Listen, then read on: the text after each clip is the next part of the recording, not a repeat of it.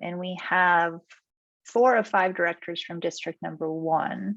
We're still waiting for another district 2 through 5 director. But we can go ahead and get started with 1, which is where I was kind of guessing we would start anyway, if you guys want to get started. Yeah, that sounds good, Jennifer. You want to? Let's get started. Yeah. Should be joining us here in a minute as well. Yep, I just let him in, so he should be, yeah, there he is. All right, Josh, did you want me to run through the agenda, or do you want to do the honors? I'll let you run today. That's all right. This is when I get sick of hearing myself talk, but yes, I'm happy to do it. It's like I suddenly am like, oh, your voice is so annoying. I don't want to hear it anymore. You're a very good parliamentarian. All right, so we can call the District 1 board meeting to order. As I mentioned, we have 4 or 5 directors present. Jennifer did let us know she was on a family vacation, so if we want to excuse her absence, I would just take a motion to that effect. Yeah, I'll motion. All right. All in favor, please say aye. Aye. All right. Item 2, directors' disclosure matters. I don't know that we did file disclosures for those directors that have provided them for us. So unless any of the directors have something to add, nothing needed under item 2. Item 3, I don't have any changes to propose to the agenda. Shelby or board members, did you have anything? Jennifer, the only thing is that we can remove financial matter for claims. Since all of those run through District 4, we don't have anything to approve here. Yeah, I think we just put generic financial matter or claims on all of them. So yes, thank you for that. 7C we can remove. So if we could get a motion to approve the agenda with that revision of removing item 7C, I would appreciate it. So moved. Second. Second. All in favor, please say aye. Aye. Great. Item 4, public comment for matters not on the agenda. I see at least one member of the public has joined us, and of course the board members from the other districts are also members of the public. Anyone have any public comment for matters not on today's agenda?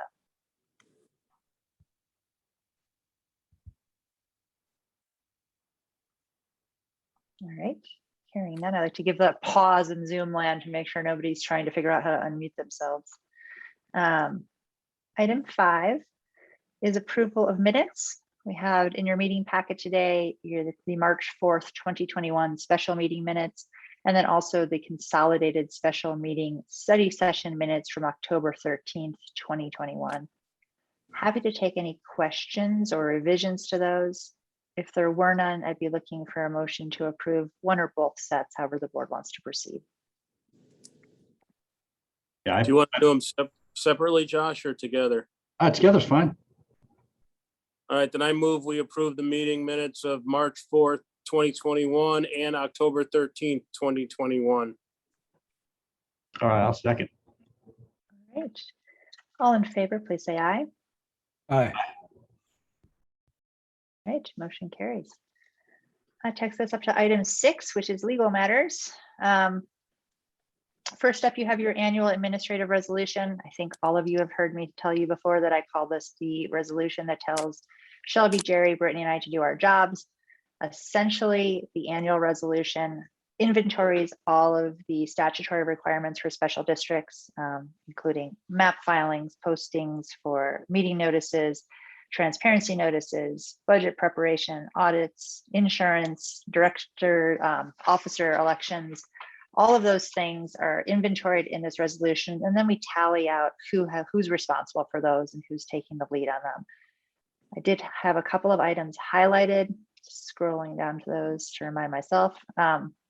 First, in paragraph 12, we've set your annual meeting date, your regular meeting, for the same relative date as this meeting, which is the first Wednesday in November at 3 p.m. We do currently have listed that we'll have the meeting at the clubhouse. I guess I'd be looking for some direction from the board if you want to contemplate an in-person meeting, or if we should just contemplate that things are going to continue into Zoom land and set it as Zoom. Obviously, we can change the date and the location as we get closer to the meeting if we want to. I have a question. Can we do a hybrid of both where you would have an in-person meeting but a Zoom option? So it is possible and legally allowable. I have tried to do a couple of hybrid meetings for other clients. And unless you have the technology available where you have the microphones on the table and the audio visual and the cameras and everything set up, it's a nightmare.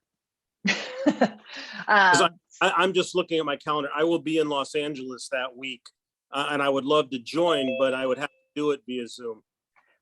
Got it. So yeah, that is my one caution in setting sort of the expectation for a hybrid, is that it's really, really difficult to make sure that everyone can hear everybody and see everybody and actually participate if you do try to do a hybrid. We could set it, if everybody wants to do in person, we can set it as in person. And then of course we could allow a director to call in just as an exception, as opposed to opening up to everybody, doing a hybrid.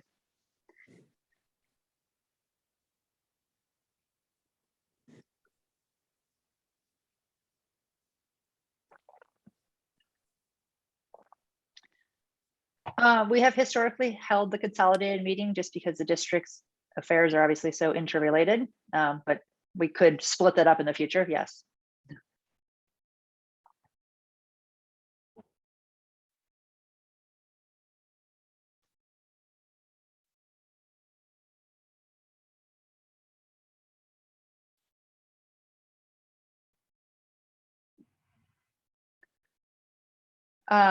That is a good question. I mean, I do think the clubhouse, and we've set it up before, and we have plenty of room at the table. So I mean, I think space is probably okay. I mean, I guess if we all have a crystal ball, I have no idea is this going to be hybrid variant of whatever of COVID. I know for spacing concerns, I don't know.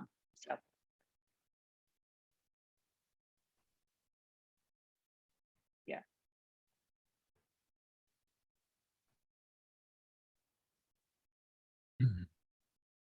Yeah. Yeah, that's what we historically used when we used to have in-person board meetings, was the open area. We moved the furniture out of the way.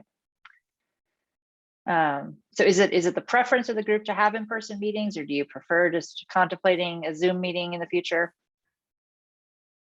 I think the general preference, at least I've heard from the community, is to do it in person. And I obviously would accommodate Sam joining us via Zoom. We could always set that up at a later date, or any other board members that would be in that position.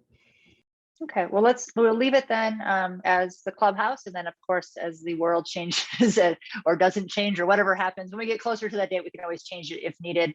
As you saw, we changed today's meeting because I had a couple of people letting me know that they preferred Zoom, and so there was no objection. So we that's what we did for this meeting. But so we'll leave it as an in-person meeting.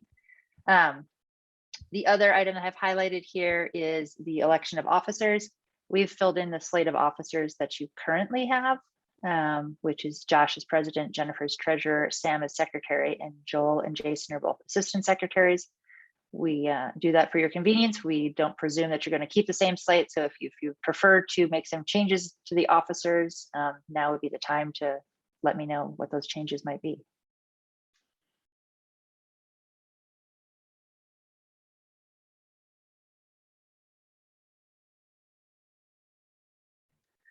So assuming that your board membership changes, you would then just re-elect officers. Same thing that happens when you have a vacancy and someone gets appointed, is you just can re-elect officers. You can, honestly, you can re-elect officers every meeting if you really want to. We just do it in the annual resolution to sort of have it in one neat place. I move that we reaffirm the existing slate of officers as presented going forward. Anyone have any objection to that? All right, so I'll just include that. I'll be looking for a motion for the whole resolution, which is why I'm not asking for a second, Sam. And then otherwise, this is really the same thing that you've seen in past years. We've made a couple of nuanced changes for changes in legislation, which I'll discuss under that agenda item, but nothing really to highlight here for you. This is primarily the same thing you saw last year, other than the sort of nuanced changes. So happy to go over any of these paragraphs in detail. If there are no questions, I'd be looking for a motion to approve the resolution as presented, actually. Yeah, All right, I move that we adopt the resolution as presented. I'll second. Any further discussion? All in favor, please say aye. Aye. Aye. Next up is your election resolution. Good preview, Jason. 2022 is a regular special district election year. I think Jason already mentioned we have 2 seats that will be up. Well, it will be Josh and Jason's seat will be up for election. Those will both be for, I think, 3-year terms. Let's see. Yep, 2 directors for 3-year terms. So what this election resolution does is calls the election officially. It also designates your election official and then gives that election official the power to run the election, or if the election is not contested, to cancel the election. I think we touched on that a bit in the study session. If you don't have more than 2 people running for those seats, then you can cancel the election. If you have more than 2 people running for the seats, then you have to conduct the election. Couple of things I do want to highlight in the election resolution. One of them is actually highlighted. Is the first thing I want to highlight is actually we're suggesting, and I have this on District 4's agenda as sort of the operations district, but my suggestion to Districts 1 and 2 is to engage, to allow District 4 to engage Sue Blair from Community Resource Services of Colorado, LLC. She does a lot of special district and other elections. She is an election specialist. I've worked with her on contested elections in the past, and they are, one, better staffed and more economical to run a contested election. So we'd like to bring her on board to run the election. It also has the added benefit, if there are any legal questions that come up, that my office isn't also running the election, which isn't really a conflict, but it just, gives you a sort of third party that's separate from your legal counsel that would be running the election. And I think that makes more sense, just from a transparency and separation of powers, if you will, standpoint. So that is the suggestion that we're making for the designated election official. The other thing that's a bit of a change, and this is because of a change in law, is here on page 25 of the meeting packet, page 4 of the election resolution. It's highlighted. Because of the transparency bill that passed in the legislature this year, the requirement for how the call for nominations is provided has been changed. Historically, that was provided between 75 and 100 days before the election via publication in a newspaper. With the change in law, it's still provided at the same time, that 75 to 100 day period, but now it needs to be provided in 2 different ways. One has to be either a mailing via email or posted regular post office mail to the names on the list from the county clerk and recorder as of 150 days before the election. So it's not being mailed 150 days before, it's, well, whoever's on that list. So basically, if somebody bought property in the district 100 days before the election, they're not going to be on that list. So that's why there's a definite cutoff point. So that has to happen. That is something that Sue's office would do for you. I think they're working with a printer to just sort of do little postcard notices that'll be less expensive. And then you have to select one other means of notice. You can select publication in a newspaper. You can select putting it in a newsletter, annual report, billing insert, yada, yada, sort of a different mailer, or you can post it on the district's official website. Our official websites aren't up and running yet for the districts themselves. And because I'm a lawyer and I like affidavits because they're official, my suggestion to the boards is that they select option 1, which is publication in a newspaper. That way we get that little affidavit. I can check the box and make myself feel happy that I know that it was done correctly. And of course, everyone will be getting that mailer in the mail anyway. So I think that, there's obviously going to be adequate notice of the district selection. The rest of this just talks about where drop-off locations for ballots would be, where the designated election official's office is, deadlines for self-nomination and acceptance forms. And paragraph 7 here is what I was talking about, that ability to cancel the election in the event that there are not more candidates than seats available. So that's a lot of me talking. Happy to take any questions or go over any of the other provisions. If there are no questions, I'd be looking for a motion to approve, and assuming the board is comfortable with my recommendation, it would be a motion to approve with that second option being publication. I just have one quick question, Jennifer. What happens if in the instance that there wouldn't be even 2 people apply? You Does the still get to seat, cancel the election. okay, that was my question. So the election would be canceled in that case? Yep, if there's 2 or less, you can cancel it. So if you don't have anybody running for a seat, then it just becomes a vacant seat. Okay, perfect. That's my question. Yeah, and then you might remember, because I think you all did this from the last election, there is also a period. So if you end up with more people running than there are seats available, there is the ability to withdraw your self-nomination forms. So there's a period of time where you can kind of work through those issues. Of course, none of us can tell you whether you should or you shouldn't, but if the residents decided that they would prefer not to have a contested election, there is an ability for withdrawal of some self-nomination forms as well.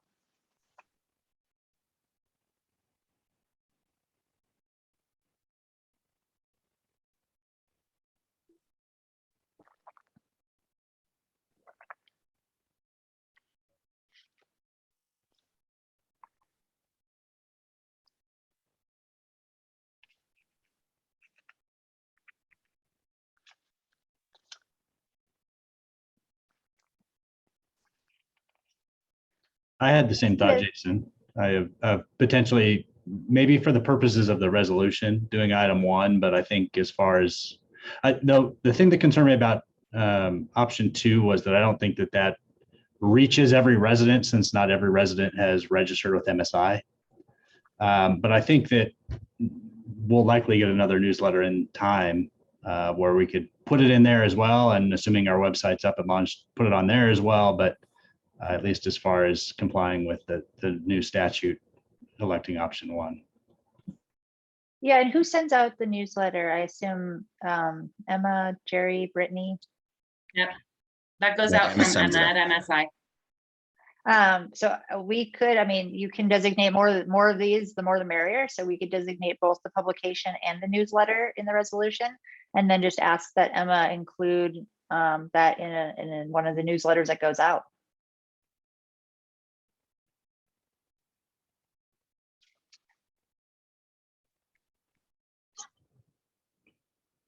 The newsletter, they only have it emailed out, so it would only go to people that are signed up for the website. So it still would not reach everybody if we did it by email. Not at this time. We sure can. Yes. Yeah, I'm happy to have more options, and more notice the better. But so that if the board wants, definitely we could do publication and the newsletter.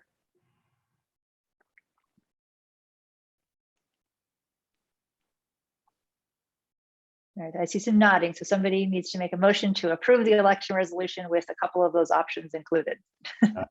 I'll motion to approve the election resolution with options 1 of putting in a newspaper general circulation and also including in our next newsletter. All right, I will second that. Okay. I'm gonna take Jason this time. Switch it up for me. All in favor, please say aye. Aye. Aye. All right. Item 6C is a resolution designating an official custodian and a custodian for purposes of the Colorado Open Records Act.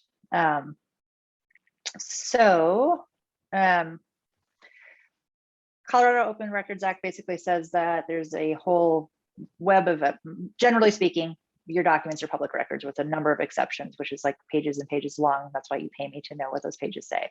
But those public records are open for inspection. Anybody that has those public records is a custodian of records. So I'd like to say that as a beginner, because when we talk about an official custodian, people kind of get, oh, I don't want to be the official custodian. The official custodian under the Colorado Open Records Act, the only job that person has is to adopt rules. Rules are important for a couple of reasons. One, because they give you sort of the mechanism for how core requests should be made, that should be in writing, who they should be sent to, how we're going to respond. But most importantly, the rules allow you to charge what's called a research and retrieval fee. It is indexed to inflation. It is currently $33.58. That is important because if you have a large Cora request, you can charge that after the first hour and you can recoup some of the costs of the district in answering that Cora request, because honestly, who's going to answer the Cora request is most likely myself, Jerry, Brittany, maybe Emma, Shelby. It'll be your consulting team billing you to respond to that Cora request.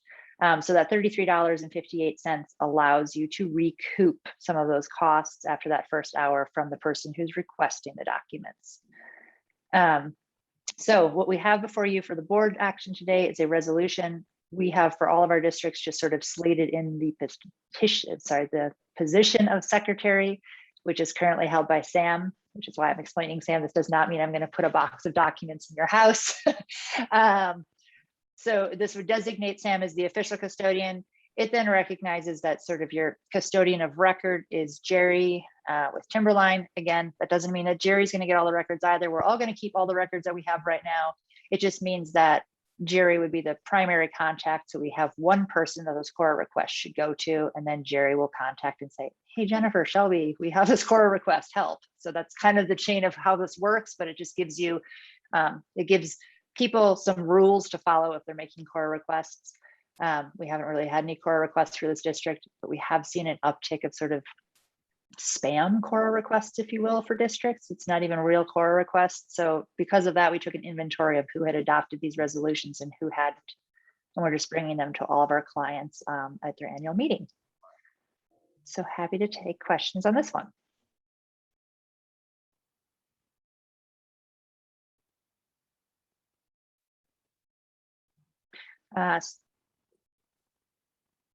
Yep, so in the rules themselves, it tells you, sorry, I just have to find it.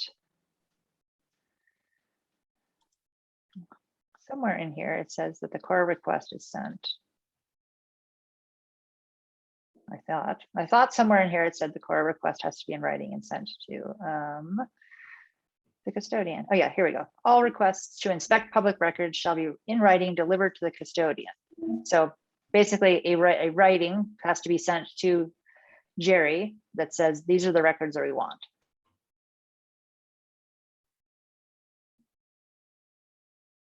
And then, so.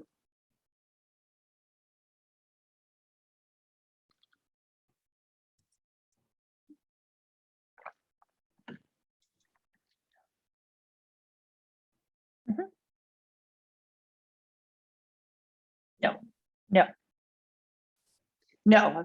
Sam's information will be absolutely nowhere. I promise you that. The rules for the Cora inspections end up on your transparency notice. And so it would link to, it would provide Jerry's email address as the person you need to request them from.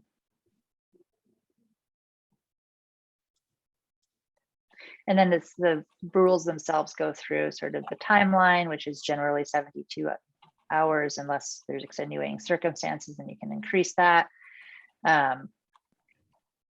Notification of when the records are ready. If you want to have physical copies of them provided to you, fees for that.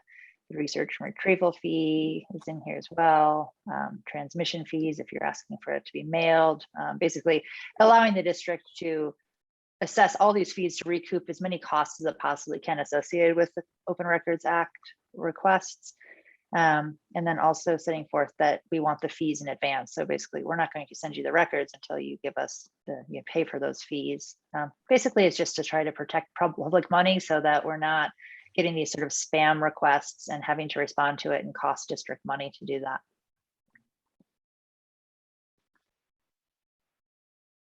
So with that, the board action would be to adopt the resolution designating the official custodian and custodian of records.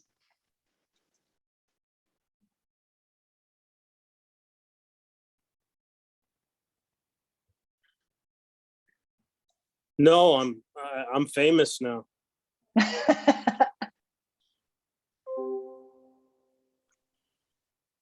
No.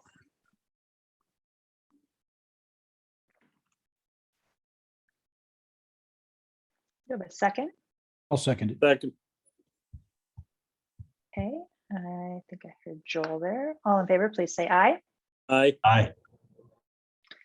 And then Sam, as the now famous official custodian of records for the district, if you would just state for the record that you are adopting the rules, that will be the last you hear of Cora.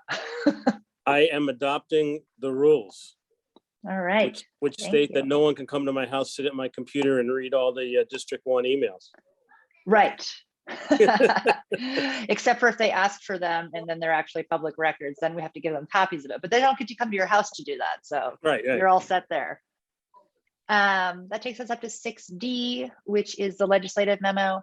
This was sent out to all the board members from my office in July, but we're just including it in all of our meeting packets to make sure that everyone's had a chance to see it. And it's great bedtime reading, puts you right to sleep. But a couple of highlights: 262 is the transparency bill that I mentioned, makes that change to the call for nominations that I already went over. It also provides that districts have to start having annual reports starting in 2023. These districts already have annual reports required by their service plan. So my office will just be making sure that anything that's not included in the town required annual report is now going to be included so that we can check all the boxes at once. But it's really just transparency information, so nothing concerning there. Also requires that all districts have to have a website up and running by January 1, 2023. These districts, and someone can jump in and tell me if I have forgotten, but I think these districts have been in the queue with SIPA for quite some time. So hopefully their numbers coming up. I know that we put them in the queue before this transparency bill passed. So hopefully that means these districts will have their own official website soon. That website has to have information that you would expect, you know, the names of directors. It does say contact information, but we would use the same sort of approach that we do for your transparency notice, which is we do that care of my office. So if somebody wants to send you something, they can send it to me and I will make sure that you get it. I don't like to publish people's home addresses. It also requires budgets, audits, annual meeting information, election results. There's a number of items that need to be required on the website. There's actually a supplemental memo that we included that just detail those for you as well. That and the transparency notice, the last thing that the transparency notice did that's noteworthy is it requires that the seller of any newly constructed residence, which is a defined term, has to provide to purchasers either concurrently with or prior to the execution of the contract to purchase some additional disclosures regarding metropolitan districts. This is to sort of combat the argument that's been made for years of like, you know, we didn't know there was a metro district when we were getting into the, you know, getting into the house, or we didn't get the tax bill that showed that there was a metro district until we were at the closing table and we'd already picked out our, you know, furniture and we weren't going to not close at that point. So this provides purchasers with information up front. So at that time when you're going under contract, so you have plenty of time to do due diligence about special districts. Another bill I'll just highlight is 1278. This is the one that basically recognized that these sort of electronic meetings were always okay and continue to be okay. The Special District Act didn't really address it, but the Colorado Open Meetings Law did. So this just imports that into the Special District Act. There's a number of other more minute ones that don't really have a ton of direct daily impact on the district. The one that did get a little bit of press because a little controversial was 293, which was the attempt to thwart Proposition 120, which everyone assumed was going to pass. But unless something has changed since this morning's news, it actually failed. So what this is going to result in is it resulted in some changes to the definitions for what is residential property, and also increases or decreases the assessment rates temporarily for, I think, almost all classifications of property for 2 years. So there will be a decrease to the assessment rates for this district that really doesn't have a net financial impact because the districts are able to change their mill levy to account for changes in the assessment rate so that you have net zero there. So the change would be that you're going to have a little bit higher mill levy in 2023 and 2024 to account for this. We are checking our districts service plans to make sure that they don't have any funny language in them. And so if there is something, I will be bringing that back to you, but no one brought it to my attention before this meeting. I did ask for everyone's service plan to be checked before meetings. I found one district that actually had a reference in their service plan directly to the Gallagher Amendment, which you might all recall was repealed last year. So they aren't able to change their mill levy except for actually pursuant to the Gallagher Amendment, which doesn't exist anymore. So we're checking all service plans to see if there's any action needed, but I don't foresee any impact for this district.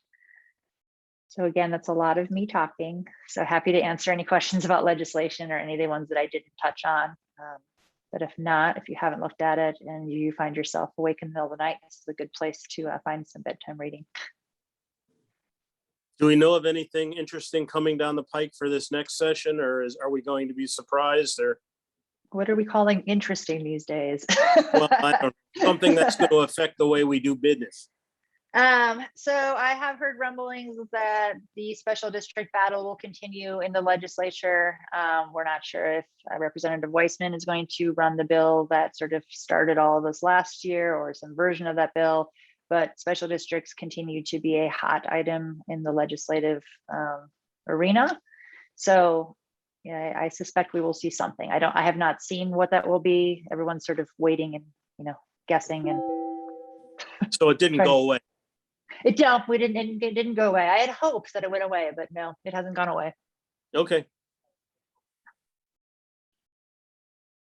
With that, I think I get to take a break from talking because I think we're through legal matters. We are. And up to financial matters. So now, Shelley, you have to hear yourself talk for a long time. Yeah, I know. I always feel like I have a broken record this time of year because it's like the same presentation over and over. I know. All right, so first item we have is the 2022 budget. So we'll go through this quickly and then we'll do the public hearing portion of it. So I believe all District 1 board members were in attendance at our study session a few weeks ago. There were no changes to this draft budget since that time. So I'll run through this pretty high level. Certainly feel free to stop me with any questions along the way. So this page here that Jennifer is on is our property tax summary page.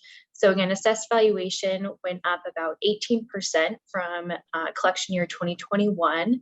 This is still preliminary AV, and we expect to receive final assessed values within the next several weeks. So we would adjust for any updates at that time. The total mill levy is consistent with 2021 at a total of 56.097. That's our 22.265 for general, and then 33.832 for debt service. That would generate total tax revenue of about $826,000 for both funds. So looking at the next page is our general fund. So for our 2022 budget, we are budgeting about $344,000 in revenues. That's our property taxes and specific ownership taxes. For expenditures, we have our county treasurer's fees, and then the net amount being transferred to district number 4 to help fund the operations, maintenance, and administrative costs of the districts. And then our next page is the debt service fund. Here we have budgeted revenues of about $523,000, again for property and specific ownership taxes. Our expenditures total about $468,000. The largest line items there, of course, are the scheduled interest and principal payments on the 2020 bonds. This would leave an ending fund balance of about $352,000, which is more than enough to cover the required 2020 reserve. My recommendation to the board would be to keep the mill levy still consistent, even though that creates a little bit of a surplus. Having that surplus there will just kind of protect the district in future years for any potential kind of decreases in assessed valuation, which wouldn't necessarily be expected. And again, we have the ability to adjust that mill levy, but just provides a little bit extra cushion. The next pages are the budget assumptions, really no changes from prior year. And then page 69 of the packet is the debt service maturity schedule, listing out the scheduled interest and principal payments through maturity. So any questions on the budget as proposed?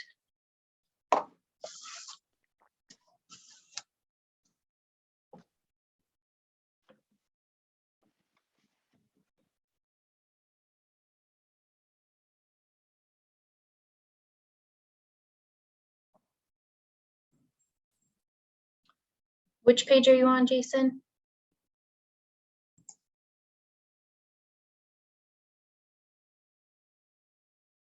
There it is, contingency. Yeah, that's really a presentation item, Jason, but since we show all available funds really being transferred to District 4 after the treasurer's fees, it's not necessarily needed. If specific ownership taxes came in over budgeted, say we received 17,000 instead of the 16,388, then we could have a higher transfer to District number 4, which could create a need for a budget amendment in the next year. But to have it split between contingency and transfer, I don't believe is really necessary.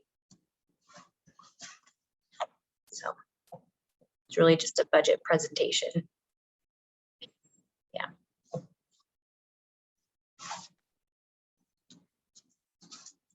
right. Well, if no other questions, Jennifer, would you mind walking through the public hearing? Yeah. So we did publish notice. That was a couple of pages ago. Was the affidavit was in there that the budget hearing will be held today via Zoom meeting. So if we can get a motion to open the public hearing consistent with that notice. So moved. And a second. Second. All right, I have a motion and a second. All in favor, please say aye. Aye. All right, the public hearing on the proposed 2022 budget for District number 1 is now open. Do you have at least a couple members of the public on? Anyone have any comments or questions on the 2022 budget for District number 1?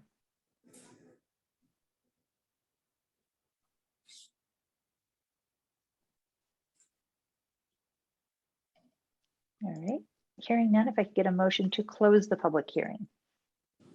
Move to close the public hearing. I'll second. Notice.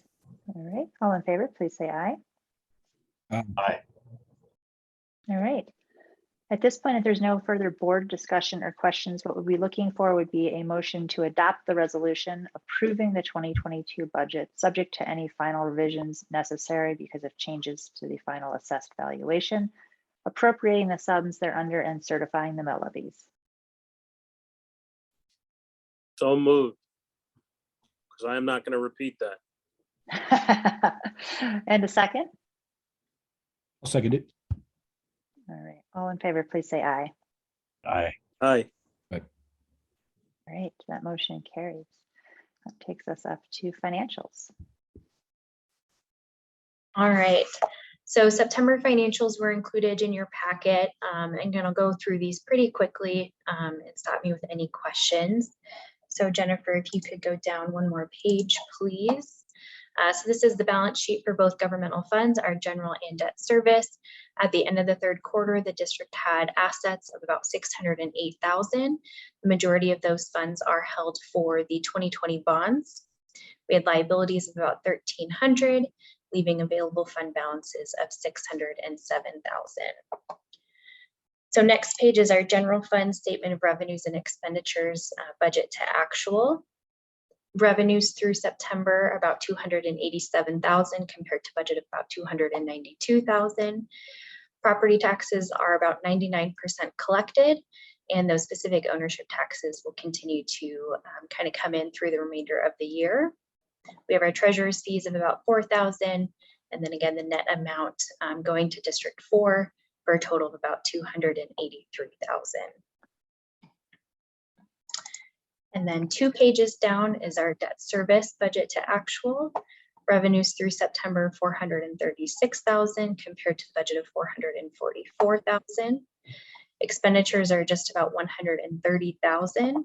The district does have funds on hand to make the upcoming December 1st scheduled interest and principal payments for the $200,000 in principal and about $115,000 in interest. The next several pages are the 2021 budget assumptions, which we are required to include. Page 84 of the packet is the schedule of cash position, detailing cash activity since the end of September. Nothing significant to note here. And then the last page is the property tax reconciliation, showing collections by month. And again, we're right at about 99% collected. Any questions?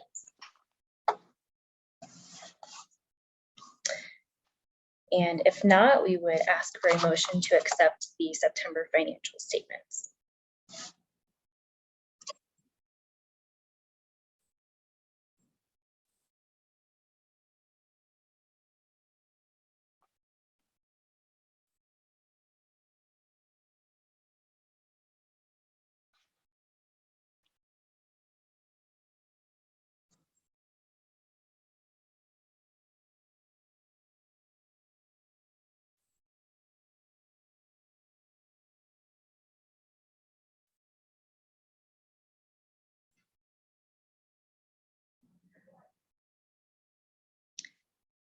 Jennifer, I don't know if you can speak to that question. Sorry, part of Jason's question cut out there was the coordination between Emma and.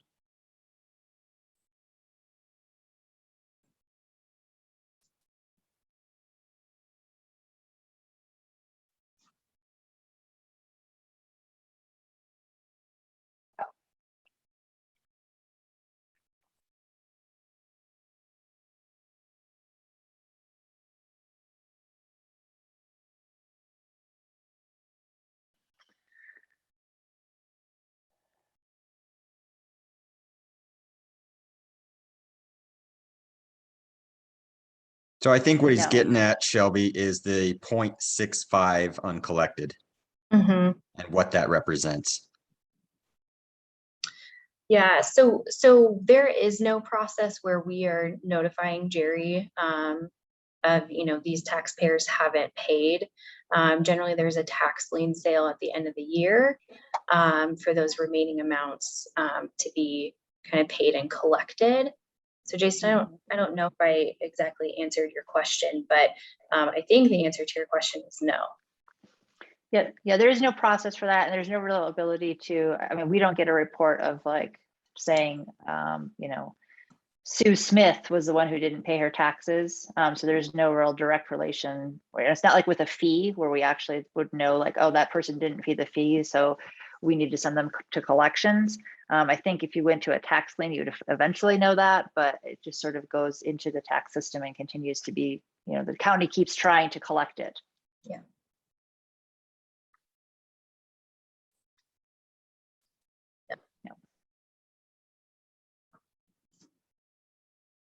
I think we're just looking for a motion to accept the financial statements if the board is so inclined. A motion to accept the financial statement of 30 September, I believe, 2021. I'll second. All in favor, please say aye. Aye. All right, this takes us up to the 2020 audit. Okay. Jennifer, if you could go. Oh, my PDF is being mean to me. Hold, please. I don't know why our Adobe is doing this to me, but it's an added torture for the budget season here. Okay. Just makes it fun for everybody. Will you watch me struggle with trying to get it back open? All right, there we go. Page 91, please, Jennifer. All right, so this is the, and I guess I should back up. So this is the 2020 audit. This was completed and filed earlier this year. The district received a clean opinion, which is the best opinion that we can receive. So that's great news. So again, I'll just run through pretty high level here. So this is a statement of net position, or what we could consider the district's balance sheet. So total assets at the end of December 2020, about 1.5 million. A large piece of that is the property tax receivable of about 700,000, representing the taxes certified in 2020 for collection in 2021. We also had cash on hand The prepaid bond insurance of $165,000 is related to those 2020 bonds. And then we have capital assets still within this district, primarily representing some landscape and parks and some playground equipment there. We have a cost of refunding also tied to those 2020 bonds of $293,000. That just gets amortized over the life of those bonds. And then we have total liabilities of just under $9.2 million, primarily representing those outstanding bonds that were issued in 2020. The deferred property tax revenue correlates to that property tax receivable, and the district had a total net position at a deficit of $8,051,000. That deficit is due to the district being responsible for repaying those bonds that paid for assets that have been conveyed to other entities. And then next page is the statement of activities or income statement. So total expenses for the year, just over 1.1 million. General government primarily represents the amounts transferred to District 4 to fund operations, and the $823,000 for interest and related costs on debt represent the amounts paid on the bonds in the last year, as well as the cost of issuance from that refinancing. Total general revenues came in at about $986,000, representing the tax collections and interest income, and that generated a change in net position of a negative $142,000.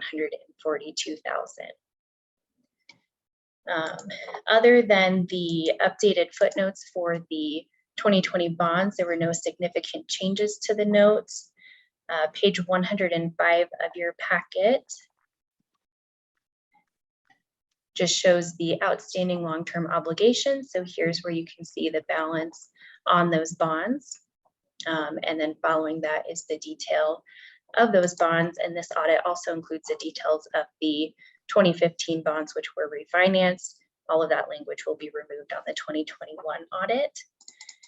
And then finally on page 116 of the packet, again, is just the debt service maturity schedule, again, showing those scheduled interest and principal payments through maturity of 2045. So any questions on the 2020 audit?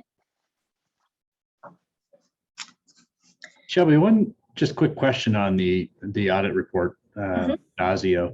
Obviously it's unqualified, which is fantastic. I do know that we exclude management discussion and analysis, and I was just curious if there are any districts that you do work for, if it's common practice to exclude that, or if there's a reason we don't prepare it for the financials. Yeah, so I would say it's very common to exclude it. I will say though, with some of the districts that have a lot of operations and maintenance, we do include some of that just because oftentimes then there's more readers of those statements, and that can just provide a little bit more detail with what the district did in that year and the financial results that they had. But I would say I very rarely see that with a district such as, Erie District number 1, where it's essentially just the tax revenue and the debt. But all that said, it is, if the board wanted to incorporate that, we would certainly do that. But just provide a little bit of color on what we typically see. Okay, no, you answered my follow-up question to that. Is I agree with you. I don't think it's necessary from a District 1 perspective, but perhaps when District 4 goes through theirs, it does seem like there might be some value added there, especially with all the deep dives we've been taking into the financials recently. Yeah, yep. And we can note that and certainly discuss that in advance of preparing the 2021 reports. And if that's something that collectively we want to do, we can certainly incorporate that. There are no other questions. We would look for a motion to ratify approval of the 2020 audit. I'll motion to approve the 2022 audit. I'll second. All right, and all in favor? Aye. Thank you. And Shelby, I'd be remiss if I didn't hand out a congratulations on the recent promotion. Oh, thank you, Josh. I really appreciate that. Last item I have for District 1 is the 2021 audit engagement letter. This is with Steve Dazio. He's done the district's audit for the last several years. We don't typically recommend that districts need to switch auditors. Frequently they are independent of the district, and it's really great to work with. So he does have fees here at a fixed amount of $4,900, which is consistent with what he charged for the 2020 audit. So happy to take any questions or any further discussion. Otherwise, we would ask for an approval of this engagement letter. Or a motion. To approve. Oh, go ahead. No, thanks, Sam. Do we have a second? I'll second. And all in favor? Aye. Great. Great. I think that takes us through financial matters. So that takes us up to the management report.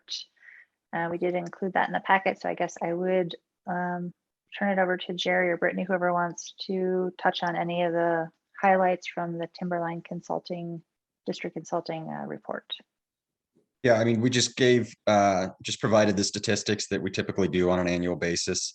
So if there's any questions, feel free to ask me, or if you have questions after this meeting, you can reach out to us and we can answer anything that you might have.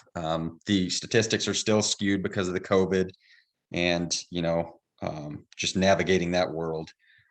So we're still, as far as usage goes on facilities, still down from what we had typically seen from 2019 and prior. Other than that, we just line out kind of what we've experienced this year through, our irrigation mainline breaks, that we've gotten those repairs, some monument damage that happened, as well as, the car accidents along Erie Parkway that seem to be more frequent, causing us some issues and some repairs that we need to work through. Other than that, our landscape plans and items like that will be based on the approval of the budgets this year. We also included work order reports and pool and facilities usage reports. So if there's any questions, happy to answer those. Jerry, I just had one question. The accidents on Erie Parkway, I agree. It seems like those are going to be a frequent occurrence, and we're going to have frequent landscape damage from those over the years. Are we, how are we handling that as far as trying to, file insurance claims against those vehicles that are involved in those, just to make sure that we're not burdening the district and actually going after the folks that are causing the damage? Yeah, we are doing that. What we do from our office is we get the case number that is filed with the police department, and then we track it through the process. And so if there is any financial, reimbursement, we track that all the way. I mean, it typically goes to court, and then there's a judgment, and then, we are in line to get our compensation back if that's possible. So we do track that process pretty closely. But, with how long these particular incidents take, obviously we have to do the repairs up front, because we can't, it will cause further damage. And then, so when we do that, we note what the expenses are, and then that's what we'll submit to get reimbursed for. Got it. Thank you. Mm-hmm. If there weren't any other questions on Jerry's report, then Emma, I brought up the MSI report. I don't know if there's anything you wanted to highlight or if there's any questions for MSI. Nothing in particular on my end, but I'm happy to answer any questions anyone may have. I think I only had one question, and actually came to me as I was reviewing the board minutes from the March 4th meeting.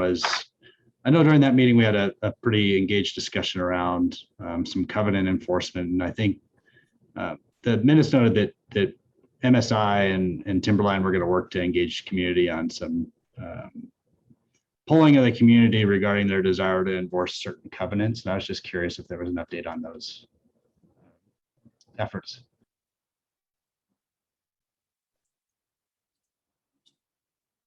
Not on my end. Was it something that we discussed?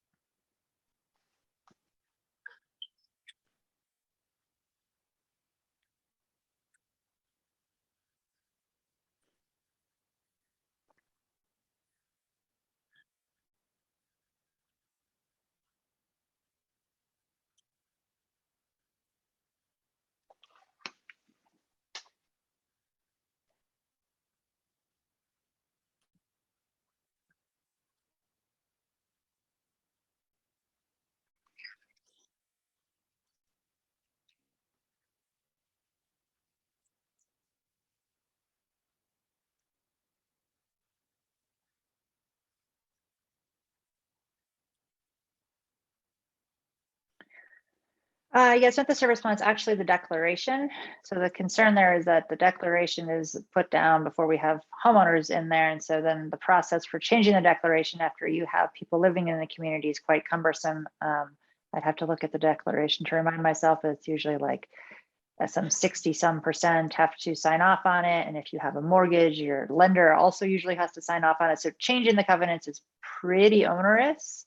And it's actually not something the district controls. But I mean, it can be done. But I think that conversation from March was just to get a sense from the community if there was any, groundswell effort that wanted to be taken under to get a change to those covenants made. And then the additional question would be, because the covenants are on the entire community, we might still also be under the declarant control period, which means that the declarant under those, which would have been Clayton Properties Group or Oakwood Homes, may also have to sign off on changes.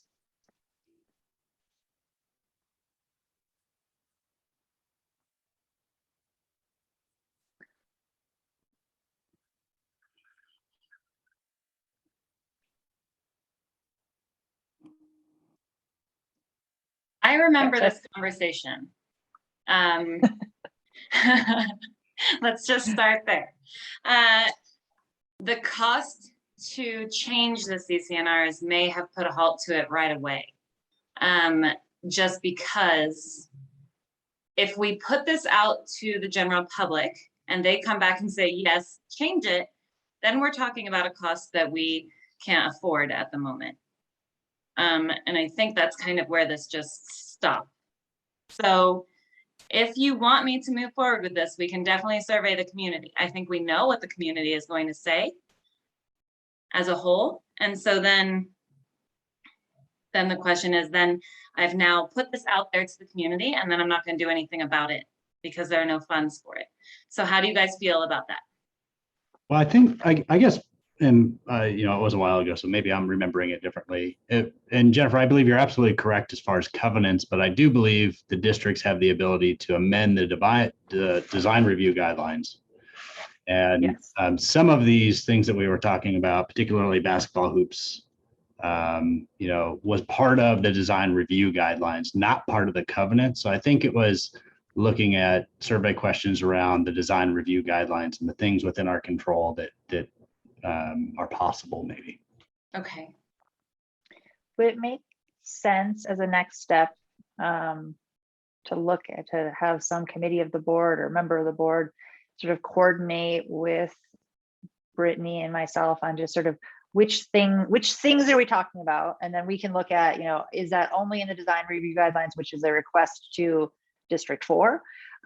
Or is this something that, because I think the basketball hoops, because I did look at that pretty in detail after that came up, and I think it's not only in the design review guidelines, but I think there's also something in the covenants, but I might be confusing that with another community. So we'd want to just check, because obviously changing the design review guidelines doesn't get you very far if the covenants still say that you're supposed to not do it, right?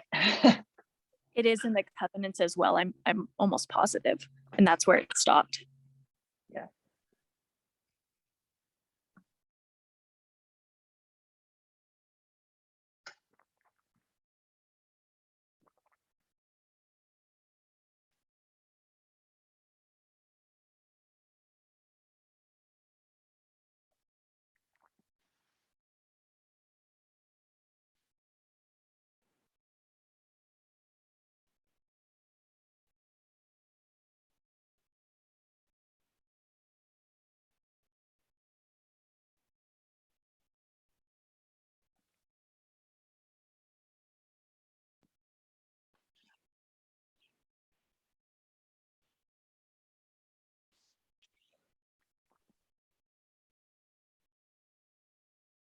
Well, is there a member of the board that would like to head this up with me and Jennifer and Emma?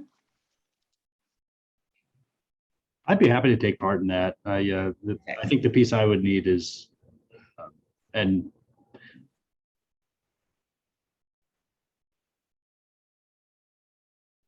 about that. Just some help trying to figure out where there's overlap between the covenants and the design review guidelines. But yeah, I'd be happy to do that and can work with some of the other board members to seek input. Perfect. Okay, then I will coordinate and send out an email to the group, to that group specifically, and go from there. And I'll make sure that I include all those documents for you, Josh, so that you have them. Thank you. This is Brandon. So the board number 4 packet has the design review guidelines in there. Refer to page 213 of that. If you'd like to take a look at it quick, it does talk about basketball backboards and no permanent basketball hoops on the front.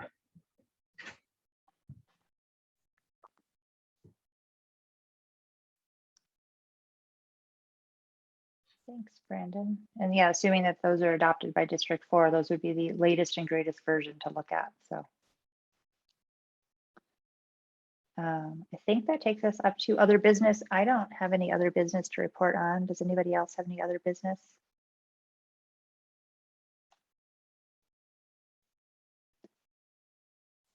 Hearing none, I would take a motion to adjourn the District 1 board meeting. Motion to adjourn. And Second. a second. And a second. All in favor, please say aye. Aye. Aye. All right. So my suggestion, Brandon, was to next move to, well, districts 2 through 5, but my proposal would be to just follow the District 4 agenda, and then I will go back and make sure we didn't miss anything off the other agendas. I think everything should be included in District 4, but just to run them in tandem and then pick up any differences after the fact. Does that work for you? Yeah, I think that works. And we don't need to replicate any of the discussions, I guess, with MSI and Timberline. We heard all that. Thank you.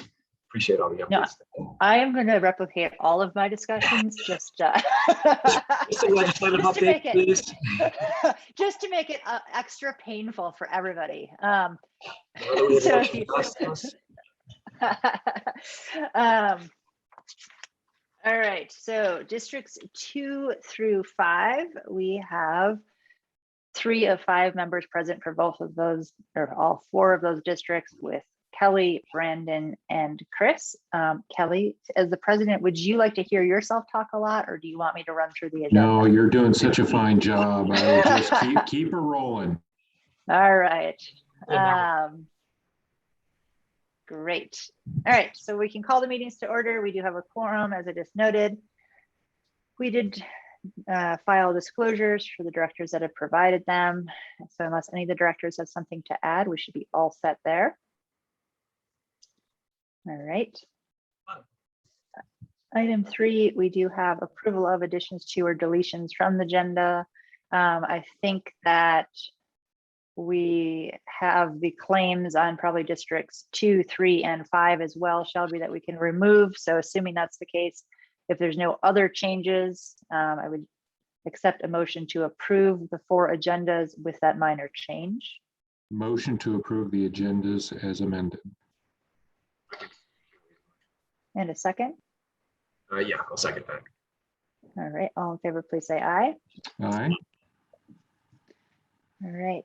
Item 4, public comment for matters not on the districts 2 through 5 agendas. We do have at least the District 1 board members and 1 other member of the public. Does anyone have any public comment for matters not on the agendas?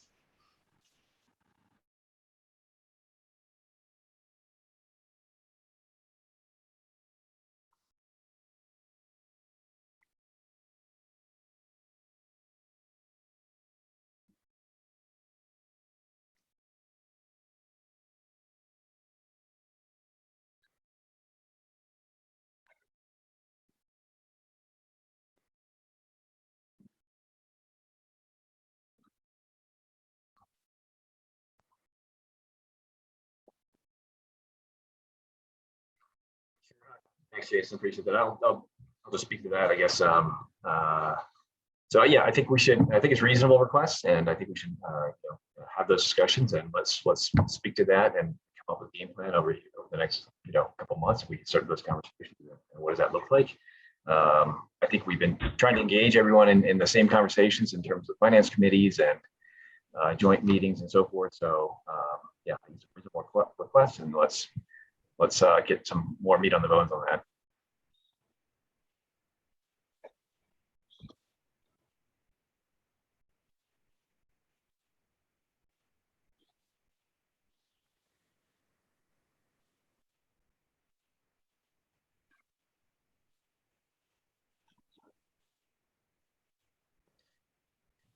Well, let's start with, I guess, what the request is and how to accomplish that. So I'd say by what is our meeting schedule, I guess, upcoming for Board 4 in 2022? We're going to meet again in 365 days. Although there are 2 board seats up in May. Yeah, Bruce So and Kelly are that up would- in May. Yep. So Jason, that would be the first cue, is that, you know, you can only run for seats subject to seats being open or.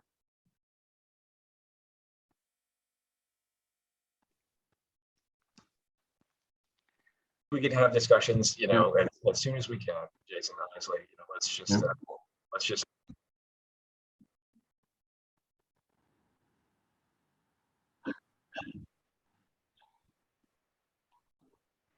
No, you can't. No. Sorry, we can't change the law. Yep. Yeah. Yeah.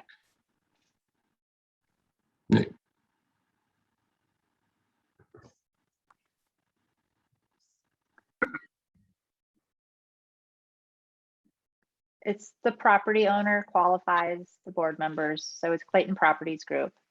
So I think the next step is, I know everyone is insanely busy through the end of the year because of all these meetings. Just to act as mediator here, Brandon, would it be possible to set up a meeting between Clayton representatives and Jason and whoever else is interested to discuss how this looks going forward, maybe at the beginning of January, and we can get that on the calendar now, and then when we all have a little more time in January, or you all have a little more time, because I don't want to participate in that conversation. Right.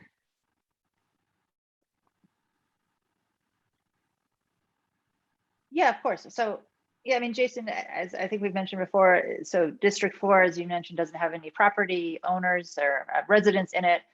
That property is owned by Clayton Properties Group. So the board members for that district are those designated by Clayton Properties Group and qualified by contract. That could be Clayton employees, it can be Clayton friends and family, it can be other residents of the district. So it's really having a discussion with Clayton Properties Group about who they may be willing to, or how many seats they may be willing to open up to residents.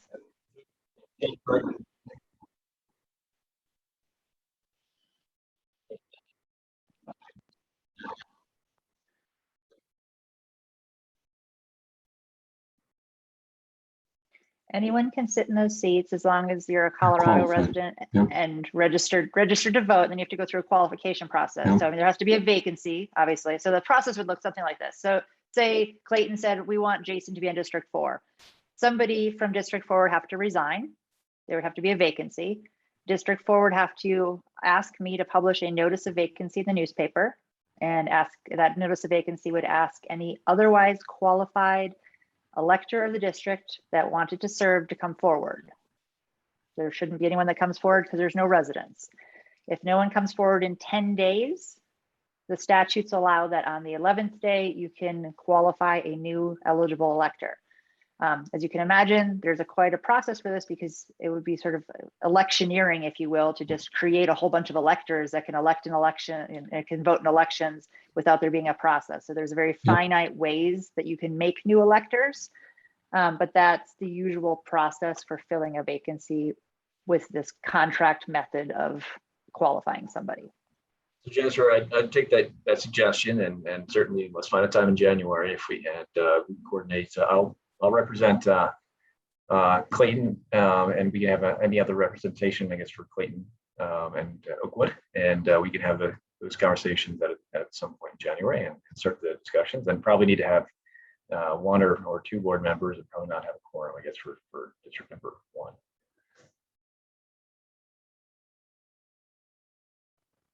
Yeah, certainly. I'd be happy to. And I'm happy to write up sort of a little, this is how it works. So everyone has Good. those facts in front of them. But as you all know, and Jason, you've recognized several times, I don't want to be involved in any discussion that has to do with one district versus another. And I don't represent Clayton here either. So yes. Yeah, happy to give facts. Happy to give facts and serve the boards. Any other, and Jason, I'm sorry, were you done? Any other public comment for matters not on the agenda? All right. That moves us up to item 5, which should be the same on all 4 agendas. This would be the approval of the minutes from March 4th, 2021 and October 13th, 2021. Happy to take questions. If not, a motion to approve both sets of minutes. Motion to approve the minutes for March 4, 2021 and October 13, 2021 as presented. Motion? And I heard a second, I think, from Brandon. Yeah. All in favor? Sorry about that. I'll second the motion. Yeah, you're quiet again, Thanks, but I can Brandon. see when you're trying Thanks, to talk. All in favor, please say aye. Aye. All right, 6A is your annual resolution. I won't go through it unless you guys want to arm wrestle for board seats. And do you want me to keep the same in-person meeting as District 1 has opted? Yes. All right, I'll take that as a motion from Brandon to accept or to approve as presented. Do I have a second? Second. All in favor, please say aye. Aye. Aye. 6B is the election resolution. Same spiel. I assume you will take my suggestion to pick the newspaper for your second method of publication. And it's already going to go in the newsletter, so we should be all set there. If I could take a motion to that effect.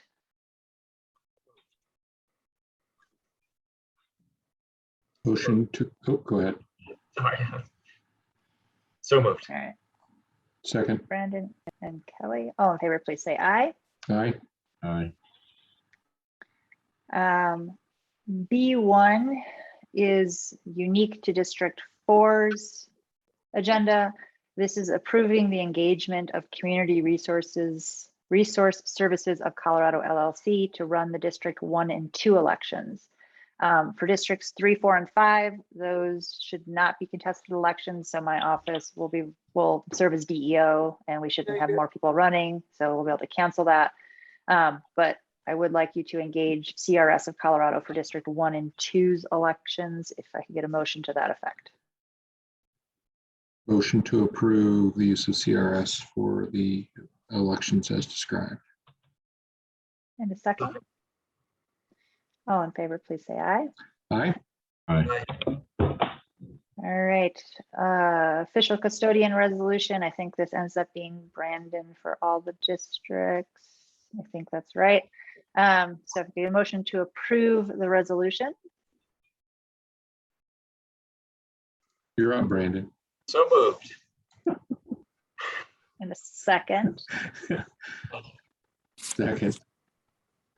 All in favor, please say aye. Aye. Aye.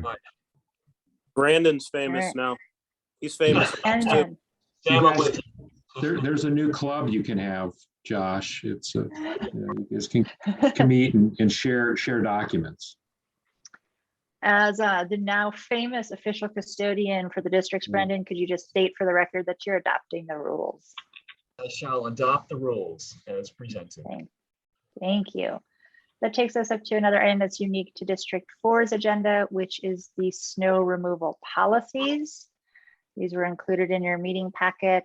And I will let Brittany, I think, check this at our last meeting. So I will defer to her for the snow removal policies that we're asking the board to adopt. Sure. These snow policies just go over clubhouse and the district. The clubhouse one specifically, I'm trying to scroll on it. I just realized I can't scroll on this page. You can't scroll for me, nope. Goes over triggers for the sidewalk and the parking lot for the clubhouse. So we have a 2-inch trigger for the sidewalks that are not public sidewalks. And I believe, where does it say, a 4-inch trigger? Or is it a 2-inch trigger as well for the parking lot? And then I have a trace here for public sidewalks, I guess it is. Yes, trace is public sidewalks. Yep. Oh, that one is the full community. Now you're on the sidewalks, feeder trails. So that is the entire community. All the public walks have to be traced just because that's the requirement of the town. And again, this is important to note so that when you all see the comments on Facebook and the emails that we get, we don't do the spine trail behind Erie Highlands. We do the trails that go to the spine trail, which are called the feeder trails. So that is part of the snow policy as well. Brittany, do we publish a map to that effect on the website so folks sure can see do. that difference? Okay, Yes, we have a very Great. clear map on Great. who's responsible for which great. section. That's great. It's Thank you. also, it's also included in the contracts, which we Yeah. have out for bid, just to make sure it's super clear. Correct. And just a final clarification, we have performed these services with these parameters for a number of years. This is just more to, memorialize what it is and make it easier to communicate it out in an actual policy document. And the budgets reflect this policy document as well, correct? Correct. Okay, I'll move to approve the policy. In the Second. second. Oh, Chris is going to get a second in there. All in favor, please say aye. Aye. Aye. All right. I know you guys wanted me to go through all of the legislative items in great Not really, detail. not really, to be honest. All right, that Since I read most of it as it came together. Yeah, right. You were involved. So yeah, that takes us up to the part where I don't have to talk. So Shelby, it's all you. Okay. So I think we're still trying to do, are we doing 2 through 5 kind of together? I don't have those up, but I'm on District 4 right now. So That's fine then. Okay. So let's see. I think our first agenda is the 2022 budget. So we did not make significant changes to this draft from when we met for the study session. Really, the only change was increasing the election costs in the general fund based on Jennifer's estimate, anticipating the 2 contested elections for districts 1 and 2, and then kind of non-contested elections for 3, 4, and 5. So that did change our revenue. That other revenue line item did increase by about 40,000, I think, as we increased the election expense 40,000. So other revenue, kind of the to be identified revenue, I guess I would call it, is at 141,000, which is increased from last time.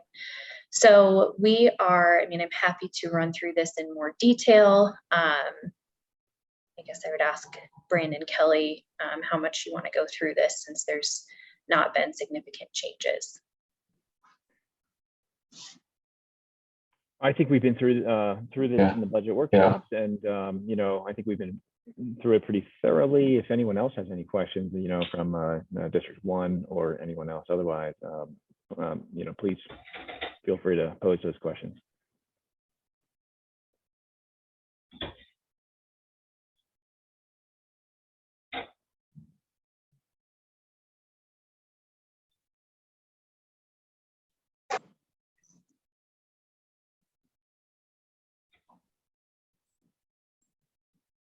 Yeah.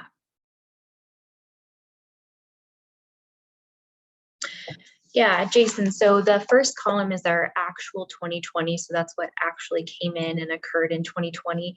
That 90,000 you're looking at is what was budgeted for 2021. So for 2021, in our estimated column, you'll see that we have estimated about 60,000. So our budgeted 2021 estimated expenditures, we're actually are going to come in under the 2021 budget, which then drives down that estimated other revenue line item.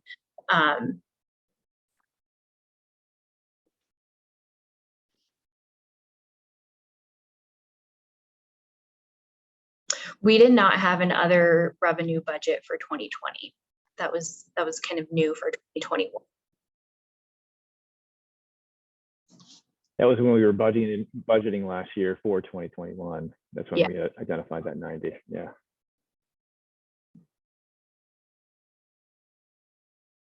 That's okay. So far. Yeah. Yep, through July 31st, yes.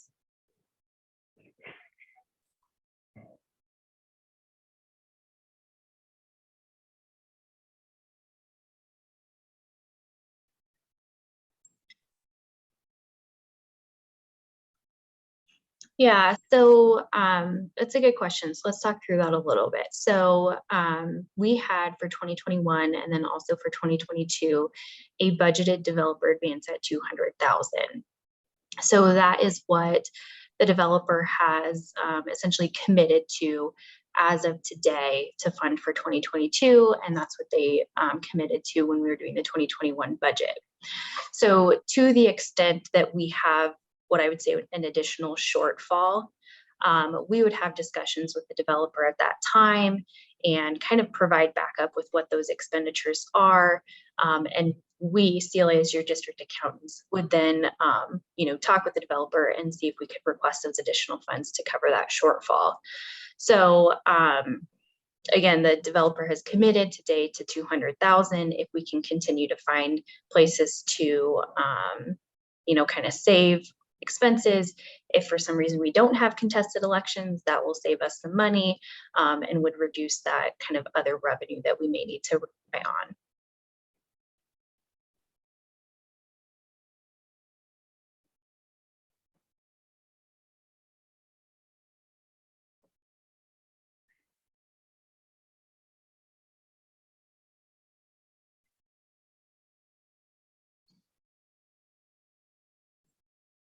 Yeah, so Jason, we have, for reserves, I guess I would say, we have a 3% required emergency reserve, which would be funded based on what has been presented in this draft budget.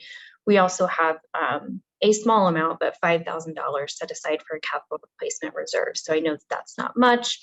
And, the reserve study that's been done shows that we would balance there. So I would say, as you know, Jason, we've been working on the financial analysis. I think we still need to have additional conversations on that and get kind of concrete direction from the boards with what direction we want to go so that we can really start putting plans in motion to identify those other funding sources and to start, kind of planning for how we can build up the reserves.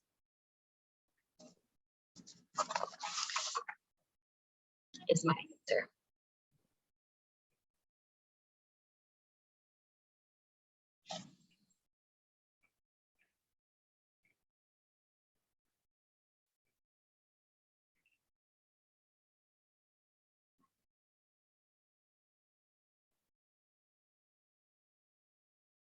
That's correct as this stands, yes.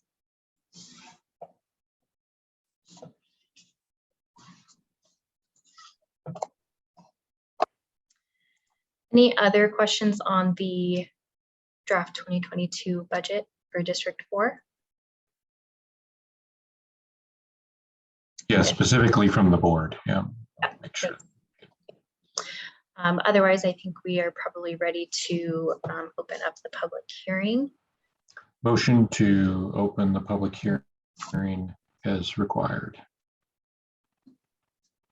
Do we have a second? Second. All right, all in favor? Aye. Aye. All right, so the public hearing on the District 4 2022 budget is open. Any members of the public that wish to comment on the 2022 budget at this time? Yeah, thank you, Jennifer. I have some remarks I'd like to make on the District 4 budget. Echoing a lot of kind of what Jason's been putting out there, as I look at the $200,000 developer advance that's currently in the budget, it's really tough for me to understand how Oakwood can feel all right with that amount of contribution to the districts based on the the manager report, you know, we have about 489 of over 900 units completed within the district. So about 50% developed, only 16% closed within the year. So a very slow pace of development, yet as far as district improvements go, almost all of those have been constructed and handed over to the Metro District and are now the taxpayers' responsibilities. And I think there's just a tremendous mismatch of the burden placed on the resident homeowners versus the developer. When you look at kind of how those district improvements function, you know, they provide for a beautiful community that Oakwood benefits significantly from in the sales of the properties that they make within the community. And that comes through in home sales prices. You know, obviously, from sitting on District 1's board, I'm very committed to fixing this issue. You know, we've got to fix the District 4 budget for the long term, you know, likely through some sort of mill levy increase or a fee increase. You know, I support this. I live within the community and I want to maintain those services. You know, and I talk with members of the community every day about what we have to offer. And I don't think service reductions are what anybody has in mind. You know, but I think there's three really key things to me that, you know, Oakwood and the District 4 board must act on for us to resolve this for the long term that plays into this budget. One of those is that Oakwood, you know, the $200,000 developer advance is really just kicking the can down the road and just barely funding the district to get it by. But as Jerry has talked about in multiple study sessions and in past board meetings, there is a significant accumulation of deferred costs and maintenance that has not been done that absolutely needs to be brought up to standards so that it's not pushing the burden onto the residents of the district. I think the developer absolutely needs to take responsibility for handing over the district to the residents. You know, in a condition that they would expect to receive it in. Secondly is, you know, establishing reasonable reserves. You know, we paid for a reserve study. Those are, you know, not an expensive study, but those were funds that the district used this year to come up with a reserve study. And I think everybody would expect to accept a district, you know, from a resident perspective that has established reserves that match up to a reserve study. That should have been within the financial plan, within the that should have been, you know, the basis of the service plan that was provided to the town, all those financial projections. So I think that Oakwood needs to put in the additional money to sufficiently fund those reserves. And then the third one is, as Jason's also brought up, is finding ways to get resident homeowners onto that District 4 board. To me, that's a super important step in correcting all of this. You know, I spoke about that at my very first board meeting when I first joined the board. Public comment was that this was something that absolutely needed to happen. And I got very similar remarks from Bruce. Oh yeah, we'll think about it. Well, you know, I think we've gotten to the point now where we're, you know, six years after that meeting, 4 years after I've echoed those comments, and Jason's been doing it years, and we haven't seen any movement. And I think that that absolutely is something that needs to happen. You know, I find it really difficult to approach the town and approach the residents and tell them that we need to increase revenues through a fee or a mill levy while those same residents don't have any control over the purse strings. With that, I'll close out my public comment on the budget. Josh, anyone else public comment on the D4 budget?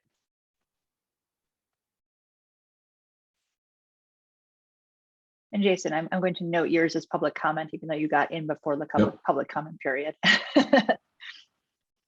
All right, if there's no other public comment, Motion to close the public hearing. In a second. Second. So.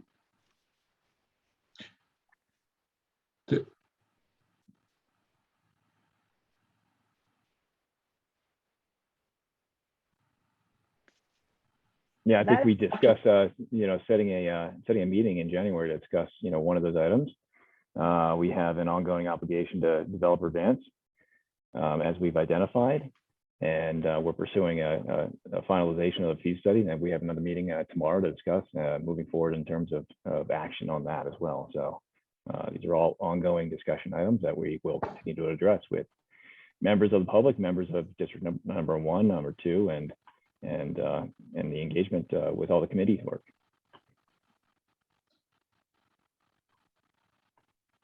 So I have a motion to close the public hearing. I don't think I got to a second. Oh, that was me. I seconded. Okay, sorry, I missed that. All in favor, please say aye. Aye. Aye. All right. If there's no other discussion or questions from the board, we'd be looking for a motion to approve the resolution approving the budget, subject to any changes necessary for changes in the AV, appropriating the sums and certifying the mill levy. So moved. I'll second. All right, all in favor, please say aye. Aye. Aye. Aye. All right, that takes us up to financials.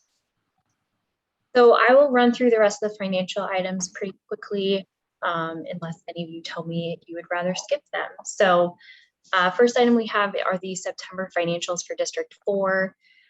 Looking at page 78 of the packet is the balance sheet. Total assets at the end of September were about $137,000, primarily representing cash on hand, and total liabilities were about $161,000, representing current accounts payable and landscape escrow deposits that the district is holding. That gives us a total fund balance at a deficit of about $25,000. I will note that we have submitted a developer advance request to kind of cure that deficit and help fund the expenditures through the rest of the year. Page 79 is our general fund. So revenues through September, about $447,000. The largest variances here are the developer advance. As I just mentioned, we have requested that full $200,000 at this point.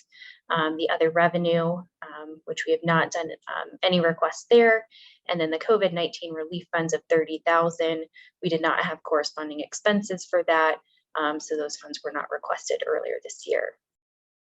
Total expenditures stand at $553,000 compared to the budget of $781,000. And as a whole, we do expect to land within that total budget through the end of this year. Page 81 of the packet, or 82 of the packet, is the debt service fund. Here we have revenues of $31,000, which is essentially even with the budget. I did want to note we had budgeted $30,000 for a developer repayment. Jennifer reminded me after this budget was adopted last year that we are on a cycle to do this every 2 years. So we anticipate to do a repayment in 2022, which is reflected within that budget. Next few pages are the budget assumptions, followed by the cash sheet and the property tax reconciliation, and really nothing significant to note there. Any questions? And if not, we would look for a motion to accept the September financial statements. Motion to accept the financial statements as presented. Thanks, Kelly. Thanks, Brandon. All in favor? Aye. Aye. Great. Next item is the claims listing. So this includes all claims that have been approved and paid since the last time that we met earlier in March, I guess it was. So we have total claims of $477,617. As a reminder, this goes through the CLA process and then to Jerry and then to Kelly for final approval before any amounts are paid. If there are no questions, we will ask for a motion to ratify claims. So moved. Second. All in favor? Aye. Aye. Okay. Next item is the 2020 audit. So similar to District 1, the district did receive a clean opinion on the 2020 audit. So looking at page 98, this is the statement of net position. Total assets for District 4 were just over $3.8 million. The largest line item you'll see there is capital assets. representing primarily the clubhouse that is within this district and some other assets. Total liabilities were just under 1.3 million. That due in more than 1 year non-current liability represents the outstanding developer advances and accrued interest. And the district had a total net position at 2.5 million, which includes that net investment of capital assets of 3.6 million and an unrestricted portion of about 1.1 million related to those outstanding advances. Page 99 is the statement of activities. Total expenses for 2020 were about 1.28 million, representing general government, which is our O&M and administrative costs, as well as some acceptances of costs that the developer paid and the district accepted through the cost verifications. We have program revenues of about 408,000, representing primarily amounts transferred from districts 1 and 2. We had total general revenues of 86,000, and that brought us to a change in net position at a negative 790,000. No significant updates to the footnotes for 2020. So nothing really significant to note there. Are there any questions on the 2020 audit for District 4? I'm here. I'll make a motion to approve and ratify the 2020 audit. I will second it. Great. All in favor? Aye. Aye. We did include here the outstanding advances for both operations and capital. So, if there's any questions, happy to answer those. Jennifer, are you looking for an approval of these ledgers? Yep. So yeah, I do like to have the districts update their developer advance and reimbursement agreements on a yearly basis, just to recognize where the current balances are. So we'll be looking for a motion to approve these updates for both the operations and capital. So moved. I'll second. All in favor? Aye. Aye. Aye. All right. 7G. Okay, so this is the updated engagement letter, I would say, for CLA. We have a new format for this upcoming year that will carry us through until such time this contract may be, terminated. Sorry, I couldn't think of the word. So this is the master service agreement that has kind of the general legal language that you're used to seeing in our engagement letters.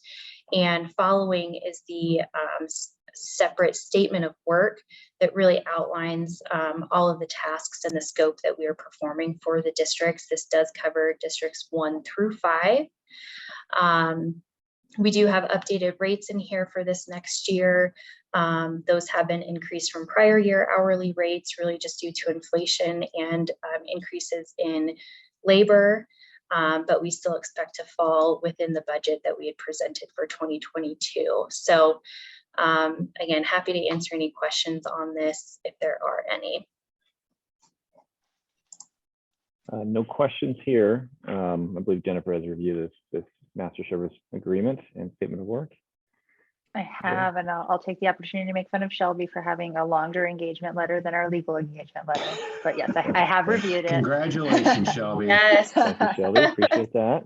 I'll make a motion to approve the MSA and statement of work. I will second it. All in favor? Aye. Aye. All right, and then last item is the engagement letter with Dazio and Associates.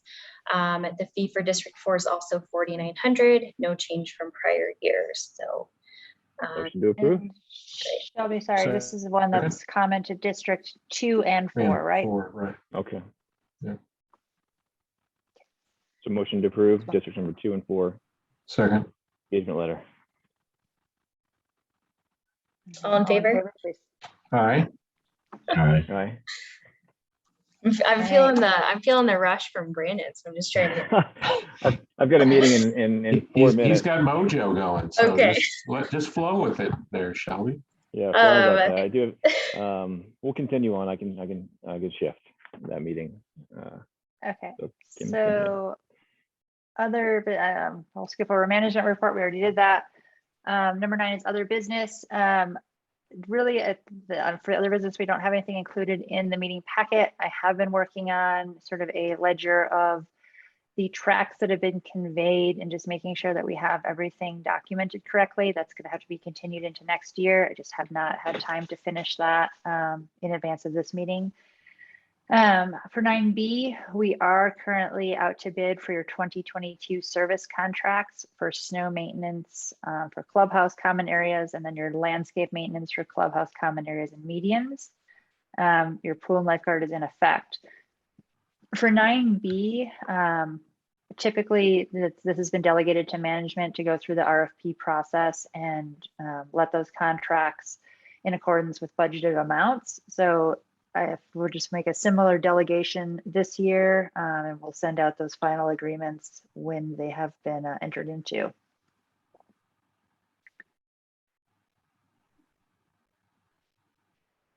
No, maybe not. Yes. Great. All right, Excellent. Kelly's gonna Good make work. a motion to delegate that to the manager. Yes. And Yes. who wants to second? I'll second the motion of delegating to the manager. All right, all in favor, please say aye. Aye. All right, I'm then going to skip 10 in favor of going to the other agendas very briefly to see if there's something we need to pick up, which would include the budgets briefly. So for District 2, we have financial statements and budget. And District 3, I'm just going to have a budget. Yep, and an audit exemption. And District 5, where do you want to start? Shelby, which one of these do you want me to pull up first?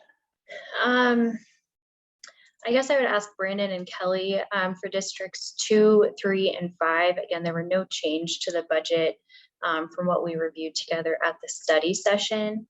I would just point out, for District 2 specifically, the mill levy is the same as 2021 at a total of 77.928 mills for both general and debt service.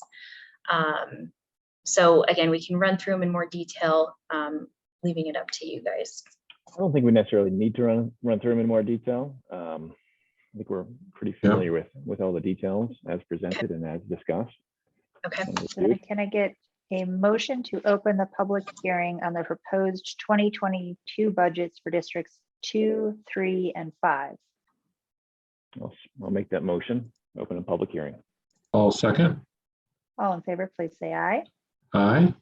Aye. All right. Any public comment on the budgets for 2, 3, or 5? Okay, hearing none, I would take a motion to close the public hearing. Motion to close the public hearing. Second. All in favor? Aye. Aye. All right. And then I would take a motion to approve the resolutions approving the proposed budgets for 2022 for districts 2, 3, and 5, subject to any changes required for the final AV, appropriating the funds thereunder, and certifying the mill levies. Motion to approve as presented by council. I'll second the motion. Dare somebody to repeat all that back in the right order. All in favor, please say aye. Aye. Aye. All right, and then we have an audit exemption for 3 and 5 and an audit for District 2. I'm guessing, Shelby, it's going to be the same. You're going to have the same question for everybody if you want to go over those. I know everyone's already seen them once. Yep. If not, we'd be looking for a motion to ratify those. Motion to ratify as presented. I'll second the motion. All in favor, please say aye. Aye. Aye. All right.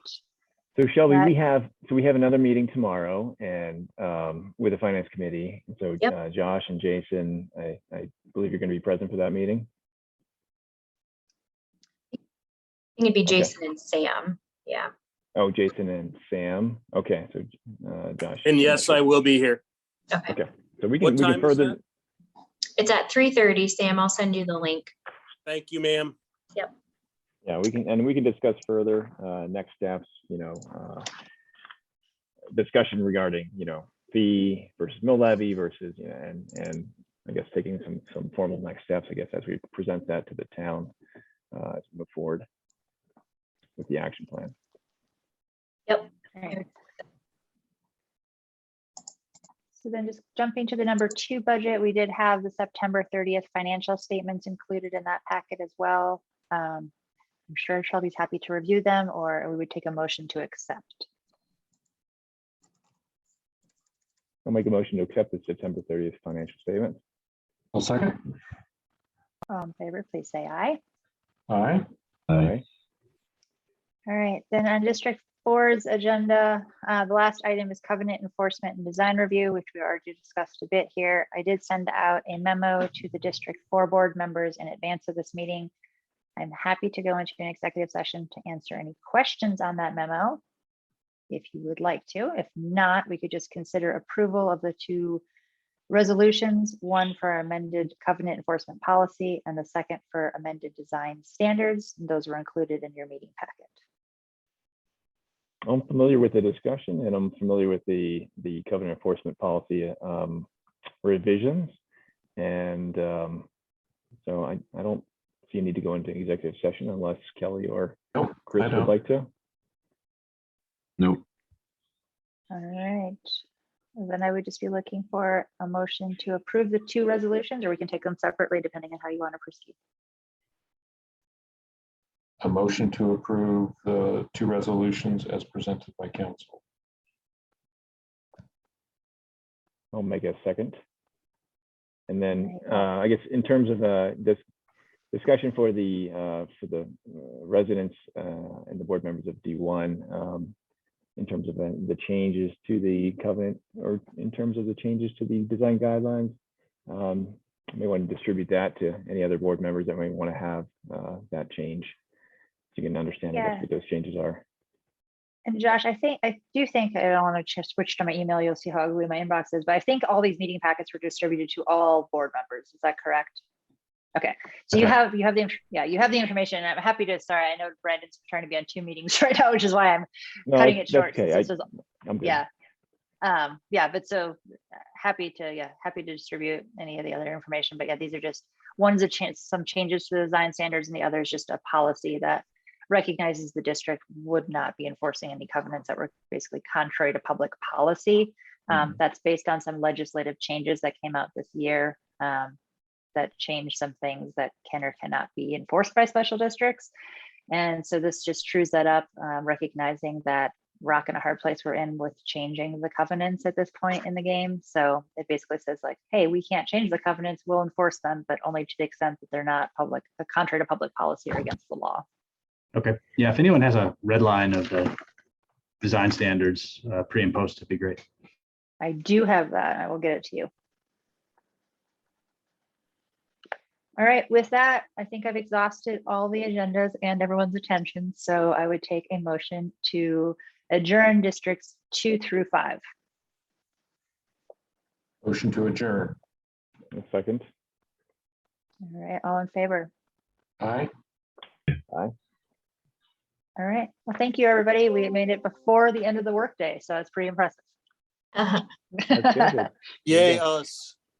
Thank you, everyone. I appreciate it. And Thanks, we'll everybody. continue discussions tomorrow. Don't forget to send me that info for tomorrow, please. Yep, just send it to you, Sam. Excellent. Thank you, ma'am. Thanks all. Bye. Thanks everyone. Bye. Thanks, everyone. Bye. Bye, everybody.